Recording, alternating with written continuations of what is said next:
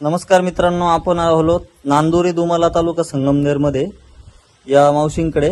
तुमचं नाव सांगा. माझं नाव लीलाबाई आडनाव कवडे, थोडे. कोणत्या गावात आहे आपण? नांदुरी तुम्हाला. बरं मावशी, तुम्हाला काय त्रास होत होता आधी चालायला? मला चालायला उठायला बसायला त्रास होत होता, डोळ्यांतून पाणी येत होतं.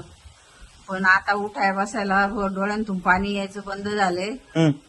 आणि तिकडं जाते मी थोडं चालत मंदिरापर्यंत. आधी किती चालायचे तुम्ही? आधी गेट पर्यंत जायला मला लय त्रास होत होता.